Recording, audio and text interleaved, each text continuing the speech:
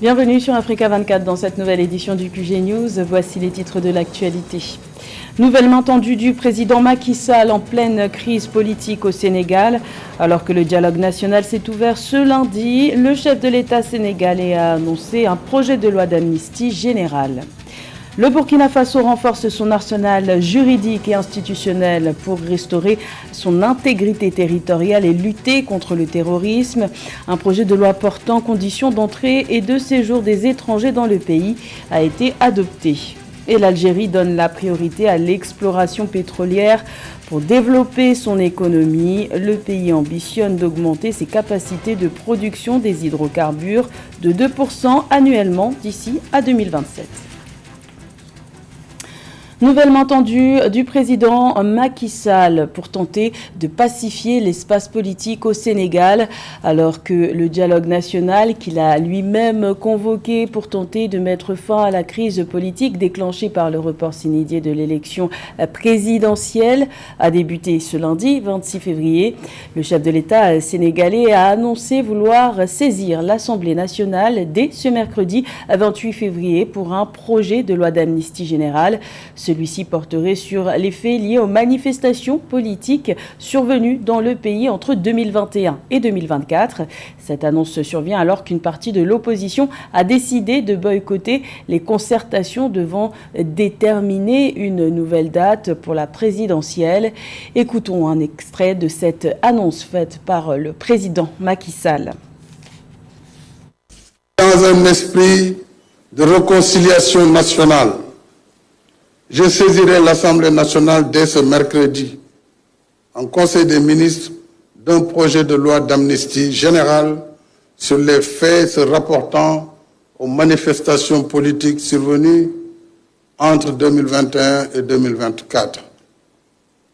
Je souhaite, au-delà du souci légitime de justice et de redevabilité, que l'amnistie et le pardon par leur vertu salutaire pour la nation, nous aident à surmonter ces moments difficiles afin que notre cher pays se réconcilie avec lui-même en remettant toutes ses forces vives autour de l'essentiel, c'est-à-dire la sauvegarde de notre unité nationale, toute sensibilité confondue, et la préservation de l'état de droit et de la République. Cela permettra de pacifier l'espace politique, de raffermir davantage notre cohésion nationale et de maintenir le rayonnement démocratique de notre pays. C'est une mesure qui doit permettre de contrôler les flux migratoires et lutter plus efficacement contre le terrorisme au Burkina Faso. L'Assemblée législative de transition a adopté le 22 février un projet de loi portant conditions d'entrée et de séjour des étrangers dans le pays. Une réforme qui doit permettre d'améliorer la sécurité nationale alors que le pays a connu une nouvelle série d'attaques terroristes meurtrières les 25 et 26 février. Les précisions de Catherine Gobé.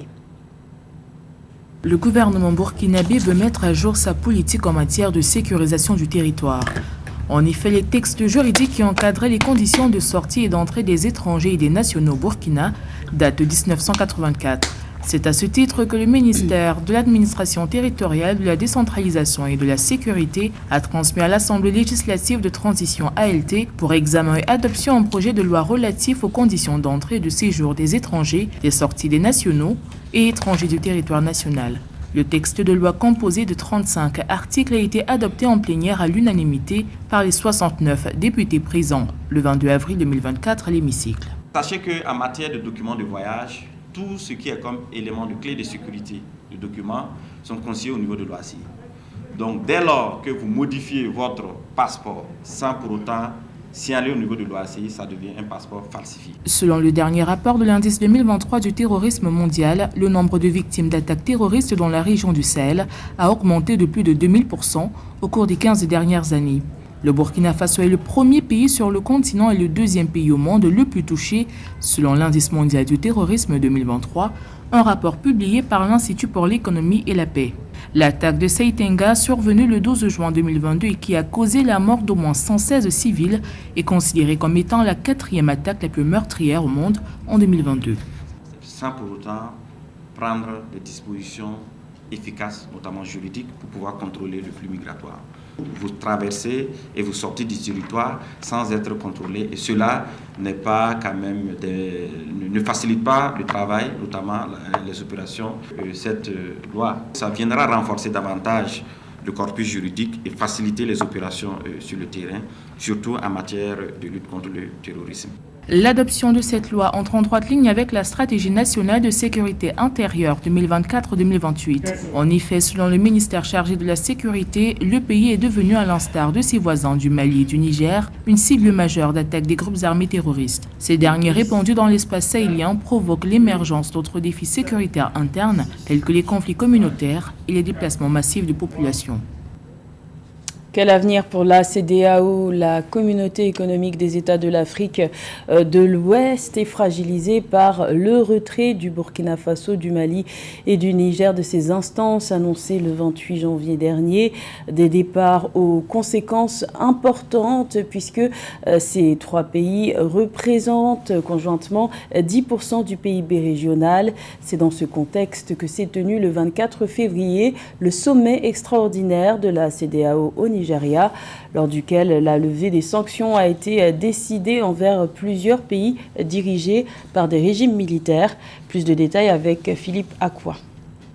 Et répondant aux attentes, préoccupations et aspirations... Le 28 janvier 2024, les pays de l'Alliance des États du Sahel, que sont le Burkina Faso, le Mali et le Niger, ont annoncé conjointement dans un communiqué leur retrait de la communauté économique des États de l'Afrique de l'Ouest, CEDEAO, déclenchant ainsi la tenue d'un sommet extraordinaire des chefs d'État de la CEDEAO le 24 février 2024 à Abuja au Nigeria.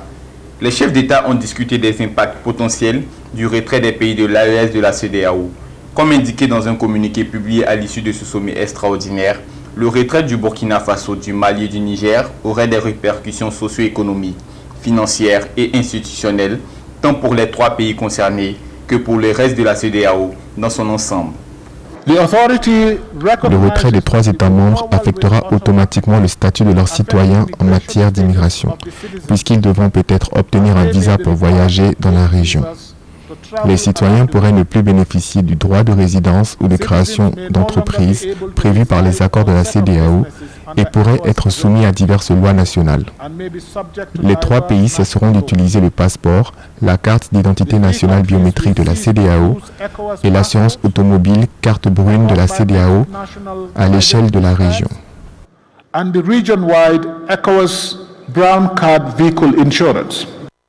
Le retrait des trois pays de l'Alliance des États du Sahel, AES, de la CEDEAO, pourrait avoir des conséquences financières et économiques significatives, notamment au niveau du commerce intracommunautaire, et pourrait compromettre certains projets de la CEDEAO. En effet, le Mali, le Burkina Faso et le Niger représentent ensemble 17,4% de la population de l'Afrique de l'Ouest, ainsi que 10% du PIB de la sous-région.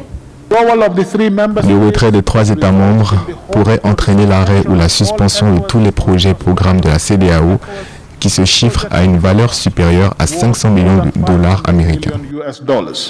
Concernant le Niger, la CEDEAO a annoncé la levée immédiate de certaines sanctions qui avaient été imposées à la République du Niger, notamment la fermeture des frontières terrestres et aériennes entre les pays de la CEDEAO et le Niger, la mise en place d'une zone d'exclusion aérienne de la CEDEAO pour tous les vols commerciaux à destination et en provenance du Niger, ainsi que la suspension de toute transaction commerciale et financière entre les États membres de la CEDEAO et le Niger.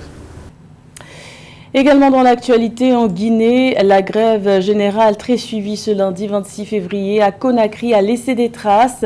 Au moins 2 jeunes ont été tués par balle et des dizaines de personnes ont été blessées lors de cette première journée de grève illimitée suite à des affrontements entre grévistes et forces de l'ordre.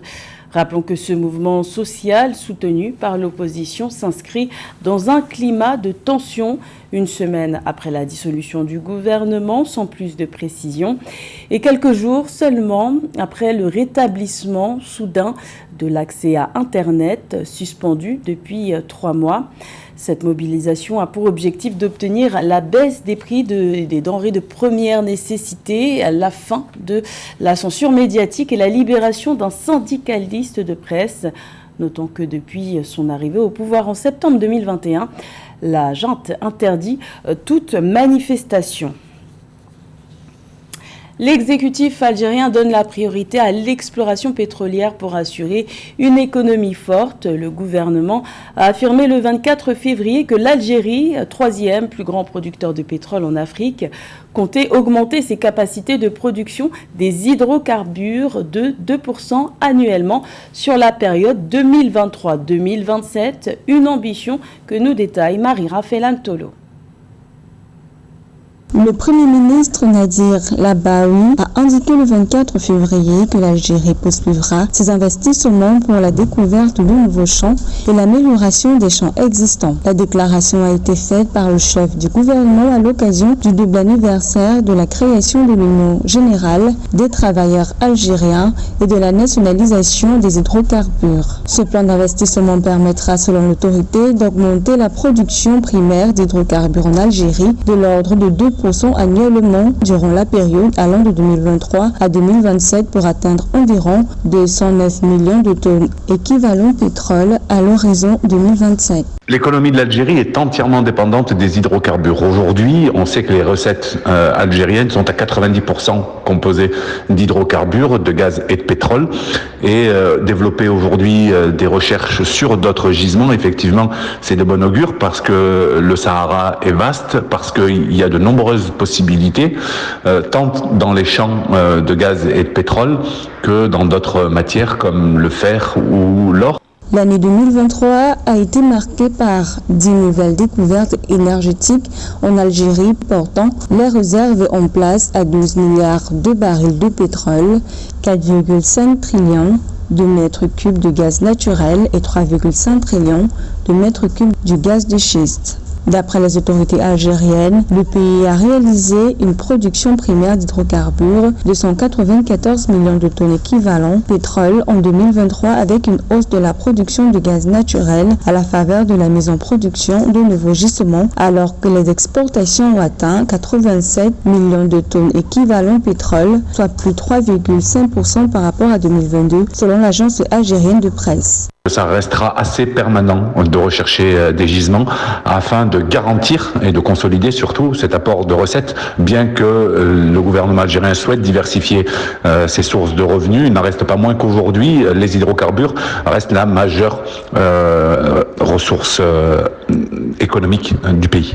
D'après le président de la République Abdelmadjid Tebboune, cette ambition vise à conférer une nouvelle dynamique au domaine de la pétrochimie et ce, dans le cadre de la concrétisation de son engagement à encourager la production et l'exportation de l'énergie à travers l'intensification de la production des énergies fossiles. L'histoire de Sadio Mané est désormais racontée dans un livre. La carrière du footballeur international sénégalais est relatée dans un ouvrage coécrit par Bassirou Sako et Yannick Roche. Son titre, Sadio Mané, la promesse de Bambali. Une biographie de 154 pages qui retrace le parcours de celui qui est aujourd'hui considéré comme le meilleur footballeur sénégalais.